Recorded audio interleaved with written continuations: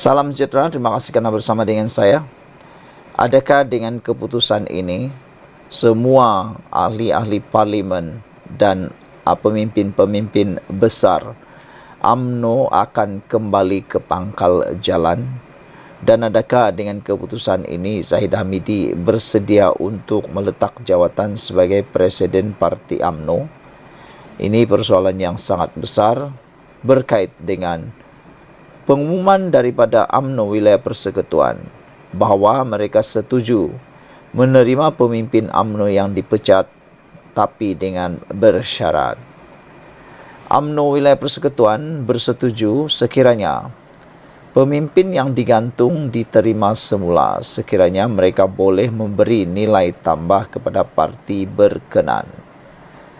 Ketua penerangannya Gulam Muzaffar berkata, beliau masih konsisten dengan ucapan dan pendirian semasa Perhimpunan Agung UMNO PAU tahun lalu. Dalam kehidupan semua orang tidak pernah lari daripada kesilapan, termasuk dalam bidang politik, dan bukannya maksum seperti Nabi. Bak pepatah Sir Winston Churchill, dalam peperangan tidak boleh ada satu kesilapan pun. Anda tidak boleh ada satu kesilapan pun. Tetapi di dalam politik, Anda berhak lakukan beberapa kali kesilapan kerana boleh diperbetulkan keadaan berbanding peperangan. Anda akan mati dengan satu kesilapan saja, katanya dalam satu kenyataan pada Rabu. Menurut beliau, penerimaan pemimpin yang digantung itu penting bagi menjaga keharmonian, kestabilan dan perpaduan yang kini dirasai di bawah kepimpinan Presiden UMNO Datuk Seri Dr. Ahmad Zahid Hamidi bagi mengukuhkan kedudukan parti dalam menghadapi pilihan raya umum ke-16. Jelas beliau, pemimpin yang akan disucikan perlu akur dengan segala peraturan dan syarat-syarat yang dikenakan. Saya juga amat bersetuju mereka juga tidak boleh didiktate dengan kehendak dan kemahuan sendiri atau kem politik masing-masing. Berikan kuasa penuh kepada Presiden, Biro Politik Parti, ahli MKT dan bahagian tertentu dalam isu atau masalah permohonan pemimpin yang ingin kembali ke pangkuan UMNO dan bergerak secara aktif semula, kata beliau lagi. Bagaimanapun, Gulam berkata pemimpin yang dipecat mestilah bermusahabat diri dan bertaubat nasuha. Pemimpin yang masih mencecah, membebel, balun dan kutuk tentang parti UMNO dan haters Presiden UMNO Datuk Seri Dr. Ahmad Zahid Hamidi, biarkan mereka ibarat siluncai dengan labu-labunya, kata beliau.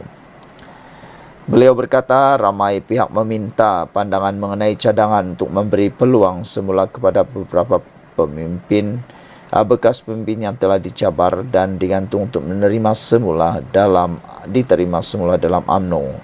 Soalan yang ditujukan membuatkan saya berada dalam keadaan dilema dan pasti membangkitkan polemik berpanjangan.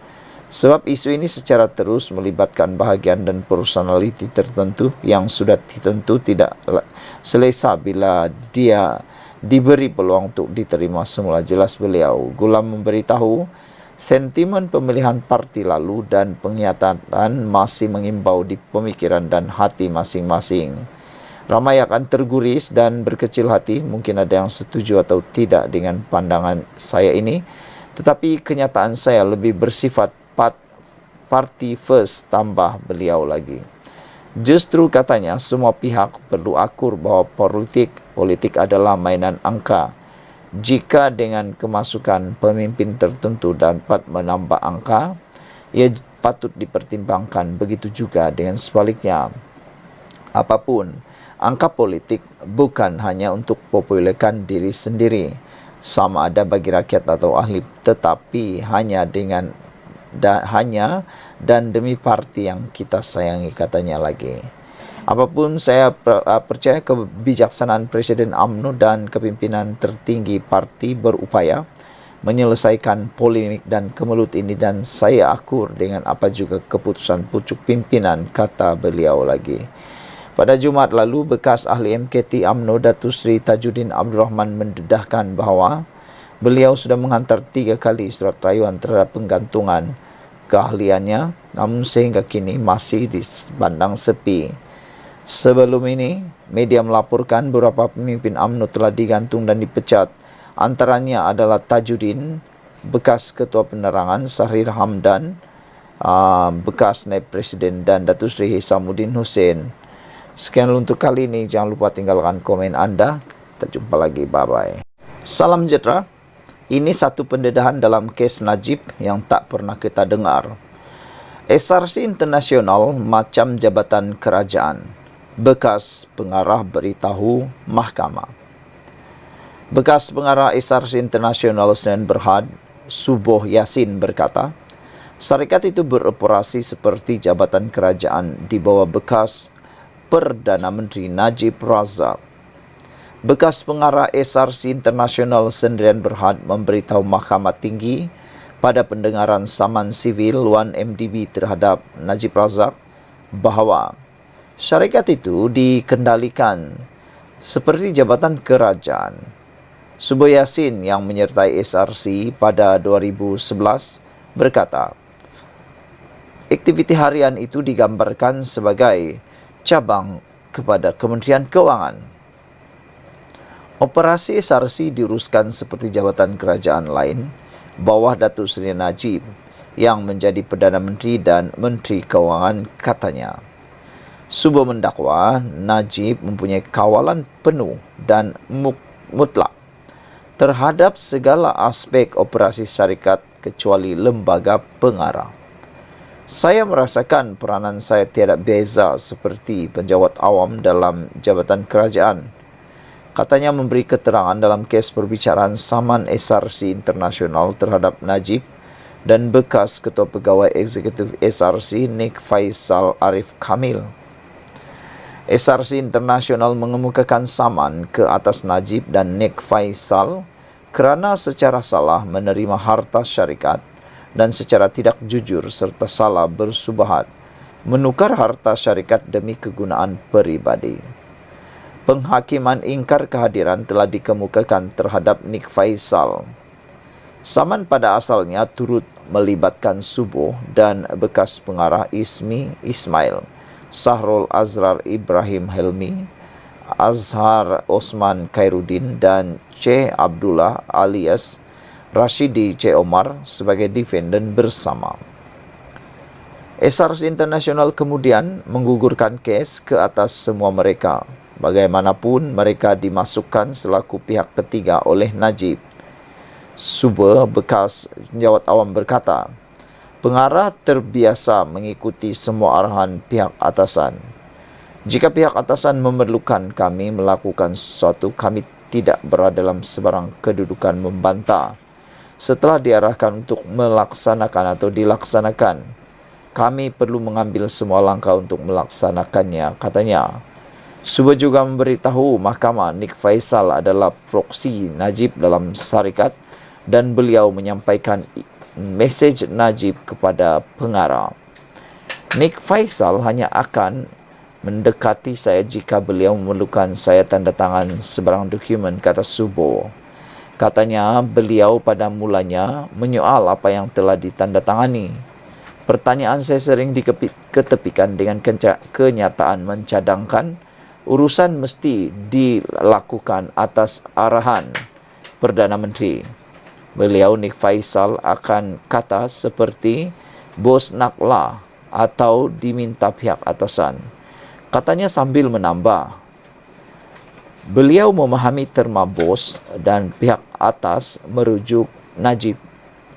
Perbicaraan di hadapan Hakim Mahkamah Hakim Ahmad Fairuz Zainul Abidin akan disambung esok. Sekian untuk kali ini. Jangan lupa tinggalkan komen anda, tekan butang subscribe.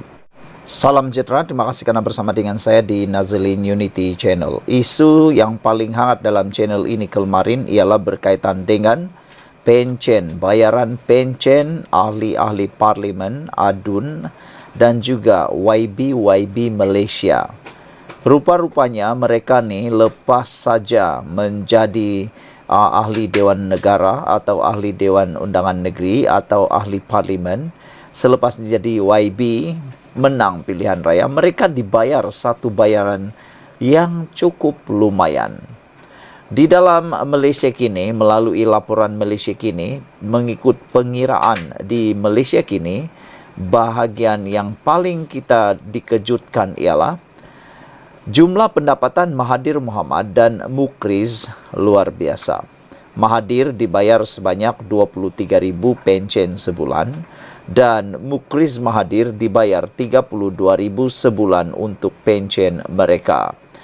Dan orang yang paling banyak sekali bayaran diperoleh ialah Safi Afdal dengan bayaran mencecah menghampiri RM40,000, hampir-hampir RM40,000 yang ditawarkan atau diberikan kepada Safi Afdal daripada Parti Warisan sebanyak RM40,664. Muhyiddin pula 37,640. Baik, itu isu kemarin. Isu kali ini ialah apabila di bahagian hujung daripada konten ini ataupun ruangan ini ada satu persoalan yang paling menarik, iaitu adakah anda bersetuju dengan cadangan Perdana Menteri Anwar Ibrahim supaya ahli parlimen hanya dapat satu pencen sahaja? Rupa-rupanya ahli parlimen ini boleh dapat lebih daripada satu pencen. Contohnya, Safi Afdal yang telah disebut tadi memperoleh pencen sebanyak RM40,000 sebulan itu, beliau mendapat sebanyak dua jenis pencen atau dua pencen. Bilangannya dua. Dan ada lagi beberapa orang yang mempunyai bilangan pencen lebih daripada satu.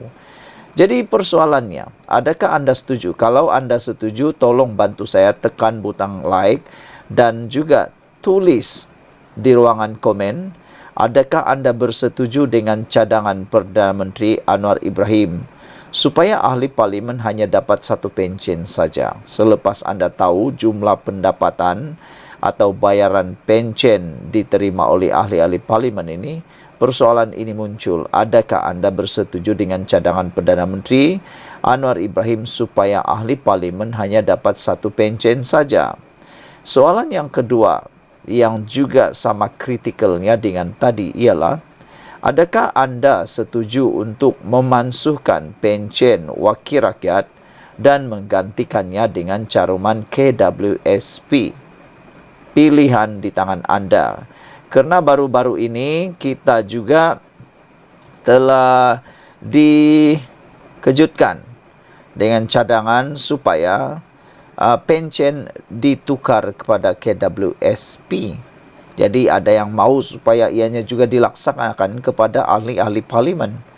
Baiklah, keputusan setakat ini untuk undian ini ialah sebanyak 93% setuju dengan cadangan Perdana Menteri Anwar Ibrahim supaya ahli parlimen hanya dapat satu pencen saja.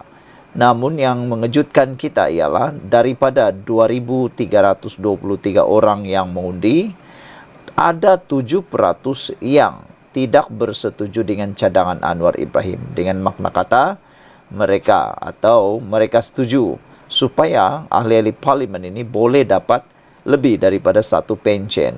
Manakala soalan kedua, sebanyak 2,451 orang juga telah pun mengundi dan sebahagian besarnya, iaitu sebanyak 96% bersetuju agar pencen dimansuhkan untuk wakil rakyat dan digantikan dengan caruman KWSP.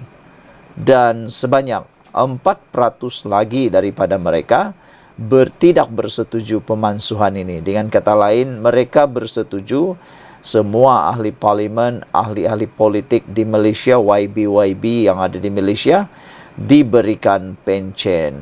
2,451 orang telah pun mengundi. Sekarang, apa pula undian anda? Apa pula pilihan anda? Adakah anda memilih seperti yang dinyatakan? Adakah anda bersetuju dengan cadangan Perdana Menteri Anwar Ibrahim supaya ahli parlimen dapat satu pencen saja?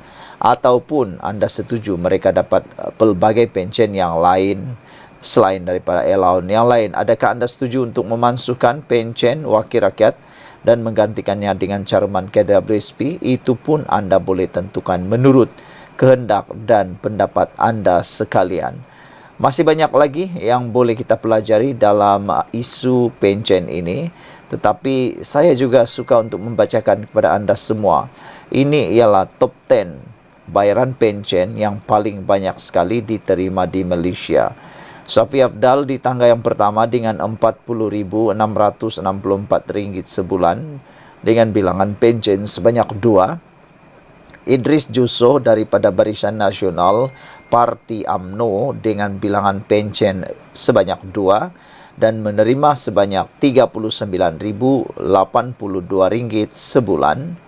Muhyiddin Yassin dari Gabungan Perikatan Nasional daripada Parti Bersatu menerima bilangan pencen sebanyak 2 dan menerima pencen sebanyak RM37,640. Najib Abdul Razak atau Najib telah pun kehilangan kelayakan. Walau bagaimanapun sebenarnya beliau layak kalau tidak masuk penjara, boleh dapat RM36,963 dan dengan 2 bilangan pencen. Yang mengejutkan kita ialah di tangga yang kelima ialah Azmin Ali dari Perikatan Nasional daripada Parti Bersatu dengan bilangan pencen sebanyak 2 dan bernilai RM36,707 sebulan. Jeffrey Kitingan dari GRS dan daripada Parti STA layak dibayar sebanyak bilangan pencen 2 dan jumlah pencen RM36,285. Mazir Khalid daripada BN UMNO 2 bilangan pencen dan RM35,082. Sahidan Kasim pula daripada PN Parti PAS sebanyak bilangan 2 pencen dibayar RM34,082 dan Aziza Muhammad Dun GRS dengan 2 bilangan pencen dan berjumlah RM33,109 dan di tangga yang ke-10 Johari Abdul dari PHPKR sebanyak 2 bilangan pencen dan RM32,707 sebulan. Jadi saudara-saudara sekalian, setelah anda mengetahui perkara ini, apakah pula pendapat anda dalam undian sebentar tadi? Jangan lupa tinggalkan komen anda, tekan butang subscribe. Kita jumpa lagi. Bye-bye.